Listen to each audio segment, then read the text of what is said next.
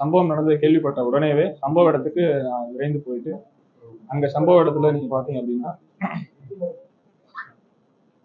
சம்பவம் நடந்தது தெரிஞ்ச உடனே 10 தனிப்படைகள் நம்ம அமைச்சாச்சு. இந்த 10 தனிப்படைகள்ல 4 டிஎஸ்பி 6 இன்ஸ்பெக்டர்ஸ் உட்பட 150 காவலர்கள் இருந்தாங்க. இந்த கேஸ்க்கு டெடிகேட்டடா இருந்தது. இது இல்லாம நீங்க பாத்தீங்கன்னா நமக்கு தமிழ்நாட்டுடைய சட்ட ஒழுங்கு ADGP sir, south zone IG sir ஒரு 3 days தூத்துக்குடியிலே கேம்ப் பண்ணி கைடன்ஸ் அண்ட் இன்ஸ்ட்ரக்ஷன்ஸ் கொடுத்தாங்க. செகண்ட் திங் பாத்தீங்க அப்படின்னா சம்பவம் நடந்த நாள்ல இருந்து இந்நாள் வரைக்கும் திருநெல்வேலி சரக டிஐஜி திரு சரவணன் ஐபிஎஸ் சார் டெய்லி வந்துட்டு சீன் ஆஃப் கிரைமையும் அந்த வில்லேஜ் அந்த ஸ்டேஷன் விசிட் பண்ணி எனக்கு வந்துட்டு சப்போர்ட்டிவா கைடன்ஸ் அது எல்லாமே இருந்துச்சு. இப்போ இந்த வழக்குல பாத்தீங்க அப்படின்னா ஒரு நபர் இப்போ வந்து கைது செய்யப்பட்டிருக்காரு. விஷயம் அந்த நபருக்கு நம்ம எப்படி கைது அப்படின்னு பாத்தீங்கன்னா இந்த இன்வெஸ்டிகேஷன் எல்லாமே வந்துட்டு பியூர்லி சயின்டிபிக் லைன்ஸ்ல தான் நம்ம பண்ணது. சம்பவம் நடந்த அன்னைக்கே வந்துட்டு finger print expert, dog squad, forensic scientific team இவங்க எல்லாமே வந்துட்டு சம்பவத்தில் இருக்கக்கூடிய தடயங்கள் எல்லாத்தையுமே சேகரித்து நமக்கு வந்துட்டு ஒரு தனித்தனியாக வந்துட்டு ஸ்பெஷல் ரிப்போர்ட் எல்லாமே கொடுத்துருக்காங்க. அது மட்டும் இல்லாமல் வெவ்வேறு கோணங்களில் மல்டிபிள் லைன்ஸில் இந்த இன்வெஸ்டிகேஷனு, உதாரணத்துக்கு சம்பவ இடத்துல சிசிடிவி இல்லைனாலும் சம்பவ இடத்த சுற்றி இருக்கக்கூடிய சிசிடிவிஸை கண்காணிக்கிறதுக்கு அதுக்குன்னு தனியாக தனிப்படைகள் அமைச்சோம். 98 சிசிடிவி கேமராக்கள் நான் தெரிஞ்சு சொல்றேன். சம்பவ இடத்துல நேரடியா இந்த சம்பவம் நடந்ததை பதிவு இருக்கிற மாதிரி சிசிடிவி கிடையாது. சம்பவத்தை சுற்றி இருக்கக்கூடிய இடங்கள்ல இதுக்கு 98 சிசிடிவிஸ் எல்லாத்தையுமே அனலைஸ் பண்ணது.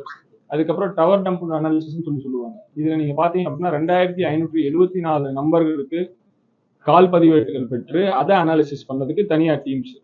இது மட்டும் இல்லாம எம்ஓ கிரிமினல்ஸ், ஜெயில் ரிலீஸ் ஆன அஃபெண்டர்ஸ், ப்ரீவியஸ் கன்விக்ட் ஆன அஃபெண்டர்ஸ், இந்த மாதிரி குற்ற பின்னணி, அதாவது செக்ஷுவல் அஃபெண்டர்ஸ் மட்டும் இல்லாம வேற குற்ற பின்னணிகளும் இருக்கக்கூடிய நபர்கள் அந்த பாதிக்கப்பட்ட கிராமமா இருக்கட்டும், அதை சுற்றி இருக்க ஊர்களா இருக்கட்டும், மொத்த தூத்துக்குடியா இருக்கட்டும், இருந்த நபர்கள்ல பார்க்கறதுக்கு கண்காணிக்கிறதுக்கு அவங்கள போய் எடுத்து அந்த சமயம் அவங்ககிட்ட போய் ஒரு இன்டராக்ஷன் பண்றதுக்கு நிறைய டீம்ஸ் நம்ம போட்டோம்.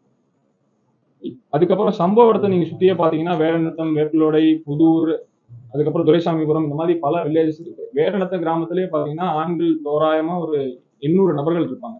இப்ப நான் சொன்ன இந்த லிஸ்ட் அந்த 800 நபர் ஆண்கள்ல அதை விசாரிக்கிறதுக்கு அந்த 800 நபர் ஆண்கள் இதை பண்ணிருக்க கூடாது, அதுல சந்தேகத்தின்படி எத்தனை பேர் இருக்காங்க, அவங்க சொல்ற உண்மைகள், இதுக்கு அலிபைன்னு நம்ம சொல்லுவோம். அவங்க அன்னைக்கு வந்து இப்போ ஒரு சம்பவம் நடக்குது, நம்ம அதை விசாரிக்கிறோம், அந்த மாதிரி அவங்க அந்த நேரத்துல எங்க இருந்தாங்க அப்படின்றத தனியா அதை விசாரிக்கணும். அவங்க சொன்னதை அப்படியே நம்ம கேட்டு இது பண்ணிட முடியாது. அவங்க இந்த குற்றம் நடந்த அன்னைக்கு எங்க இருந்தாங்க அப்படின்னு சொல்லி ப்ராப்பரா விசாரிச்சு அவங்க சொல்ற அளவே கரெக்டா இருக்கான்னு சொல்லி விசாரிக்கிறதுக்கு இதுக்கு டெடிகேட்டடா டீம்ஸ் இருந்தாங்க.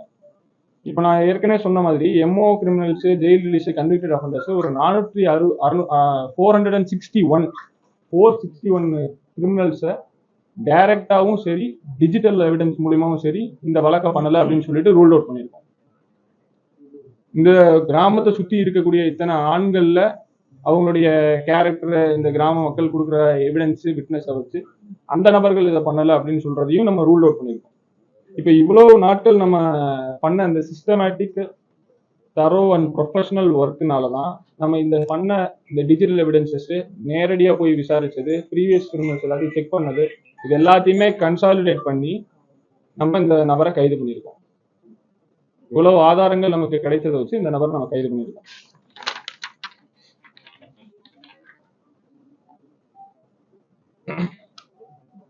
நெக்ஸ்ட், இந்த வழக்கு ரிப்போர்ட் ஆன நாள்ல இருந்து இந்த டீம்ல சொன்னக்கூடிய கான்ஸ்டபிள் ரேங்க்ல இருந்து கூட எஸ்ஐ ரேங்க் வரை இருக்கிற நபர்கள் இப்போ ஒரு சூப்பர்வைசரி ஆஃபீஸராகவும் சரி, ஒரு டீமுடைய ஒரு இன்சார்ஜா, ஒரு டிஎஸ்பியோ, ஒரு இன்ஸ்பெக்டர்னால ஒரு சில இன்ஸ்ட்ரக்ஷன்ஸ் கொடுத்து இதை பண்ணுங்க அப்படின்னு தான் சொல்ல முடியும்.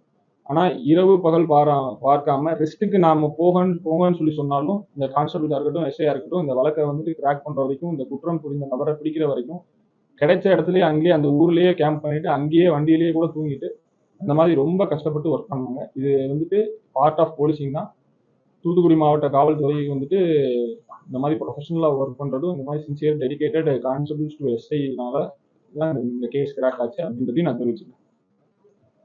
இது இல்லாம சமூக வலைதளங்களையும் சரி, சில பிரிண்ட் மீடியாஸ்லயும் சரி, சில பொதுமக்கள் பேனர்ஸாவும் சரி, அந்த பாதிக்கப்பட்ட சிறுமியுடைய புகைப்படத்தையும் பெயரையும் தேவையில்லாம பயன்படுத்துறீங்க. அது சட்டப்படி ஒரு குற்றம்.